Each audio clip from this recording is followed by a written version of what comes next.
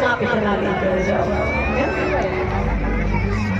और हमेशा याद रखना, जो गाएगा वही पाएगा, जो गाएगा वही। आओ मिलकर कोशिश करना, ये सुर में सुर लगाना, मिलकर गाना, क्योंकि अगर ये ठाकुर अगर आवाज से रिझता ना, तो हम जैसे का ठिकाना नहीं होता यहाँ पे। ये भाव से रिझता, आओ भाव से रिझाओ मिलकर।